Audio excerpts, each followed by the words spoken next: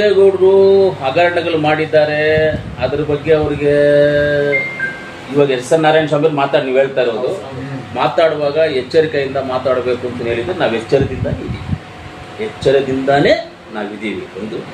ಎರಡನೇದು, ನಂಜೇಗೌಡರ ಮೇಲೆ ಆರೋಪ ಹಗರಣಗಳು ಮಾಡಿದ್ದಾರೆ, ಅದನ್ನೆಲ್ಲ ಆಚೆ ತೆಗಿದ್ದೀನಿ ಅಂದರೆ ಸಂತೋಷ. ಅವರು ಡೈರೆಕ್ಟರ್ ಆಗಿದ್ದಾರೆ, ಅಲ್ಲಿ ಹೋಗ್ಲಿ, ಹಗರಣಗಳು ಏನು ಮಾಡಿದ್ದಾರೆ, ಹೆಂಗೆ ಮಾಡಿದ್ದಾರೆ ತೆಗೀಲಿ, ನಾವು ಅದಕ್ಕೆ ಬೆಂಬಲವಾಗಿ ಅವ್ರ ಜೊತೆಯಲ್ಲಿ ಇರ್ತೀವಿ. ನಂಜೇಗೌಡರು ಹಗರಣಗಳು ಮಾಡಿದ್ದಾರೆ, ಅದ್ರ ಬಗ್ಗೆ ಅವರಿಗೆ ಇವಾಗ ಎಸ್ ಎನ್ ನಾರಾಯಣ ಸ್ವಾಮಿ ನೀವು ಹೇಳ್ತಾ ಇರೋದು, ಮಾತಾಡುವಾಗ ಎಚ್ಚರಿಕೆಯಿಂದ ಮಾತಾಡಬೇಕು ಅಂತ ಹೇಳಿದ್ರೆ ನಾವು ಎಚ್ಚರದಿಂದಾನೇ ನಾವಿದ್ದೀವಿ. ಒಂದು. ಎರಡನೇದು, ನಂಜೇಗೌಡರ ಮೇಲೆ ಆರೋಪ ಹಗರಣಗಳು ಮಾಡಿದ್ದಾರೆ, ಅದನ್ನೆಲ್ಲ ಆಚೆ ತೆಗಿತೀನಿ ಅಂದರೆ ಸಂತೋಷ. ಅವರು ಡೈರೆಕ್ಟರ್ ಆಗಿದ್ದಾರೆ, ಅಲ್ಲಿ ಹೋಗ್ಲಿ, ಹಗರಣಗಳು ಏನು ಮಾಡಿದ್ದಾರೆ, ಹೆಂಗೆ ಮಾಡಿದ್ದಾರೆ ತೆಗೀಲಿ, ನಾವು ಅದಕ್ಕೆ ಬೆಂಬಲವಾಗಿ ಅವ್ರ ಜೊತೆಯಲ್ಲಿ ಇರ್ತೀವಿ. ಹಗರಣಗಳ ವಿಚಾರದಲ್ಲಿ ನಾವು ಇರ್ತೀವಿ. ಎಸ್ ಎನ್ ನಾರಾಯಣ ಸ್ವಾಮಿಯವರು ವಿಧಾನಸೌಧದಲ್ಲಿ ವಿಧಾನಸಭೆ ನಡಿಬೇಕಂದ್ರೆ ಕ್ವಶನೇ ಹಾಕಿದ್ರು. ಕ್ವಶನ್ನು ಎಲ್ಲಿ? ವಿಧಾನಸಭೆ ನಡೆಯುವಾಗ ವಿಧಾನಸಭೆಯಲ್ಲಿ ಕ್ವಶನ್ ಹಾಕಿ ಅದಕ್ಕೆ ಜೋರಾಗೆ ಮಾತಾಡಿದ್ರು. ವಿಧಾನಸಭೆಯಲ್ಲಿ ಕ್ವಶನ್ ಹಾಕಿದಾಗ ಇವರು ಕ್ವಶನ್ಗೆಲ್ಲ ಉತ್ತರ ಕೊಟ್ಟಿದ್ದಾರೆ. ಮಾನ್ಯ ಸಚಿವರಾದಂಥ ರಾಜಣ್ಣ ಅವರು, ಸಹಕಾರ ಸಚಿವರಾದಂಥ ರಾಜಣ್ಣ ಅವರು ಉತ್ತರವನ್ನು ಕೊಟ್ಟಿದ್ದಾರೆ. ಕೋಮಲಲ್ಲಿ ಯಾವುದೇ ಅವ್ಯವಹಾರ ನಡೆದಿಲ್ಲ, ನೀವು ನಡೆಸ್ಕೊಂಡಿರೋ ಪ್ರಕಾರವಾಗಿ ಯಾವುದೂ ಇಲ್ಲ, ಯಾವುದು ಅವ್ಯವಹಾರಗಳು ನಡೆದಿಲ್ಲ ಅಂತ ಉತ್ತರವನ್ನು ಕೊಟ್ಬಿಟ್ಟಿದ್ದಾರೆ.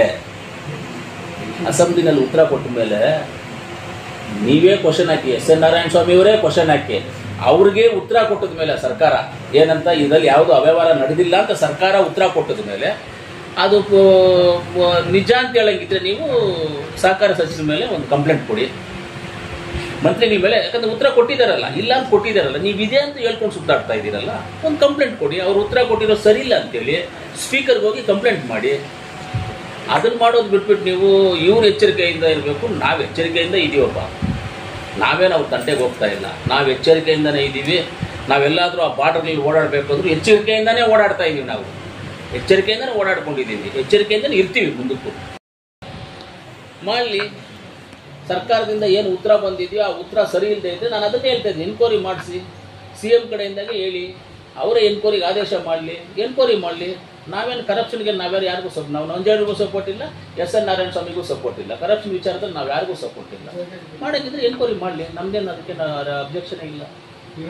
ಎಸ್ ಎನ್ ನಾರಾಯಣ ಸ್ವಾಮಿ ಹೇಳಿರೋ ಪ್ರಕಾರವಾಗಿ ಇನ್ನು ಮೇಲೆ ಎಚ್ಚರಿಕೆಯಿಂದನೇ ಇರ್ತೀನಿ, ನಾನು ಎಚ್ಚರಿಕೆಯಿಂದನೇ ಇರ್ತೀನಿ.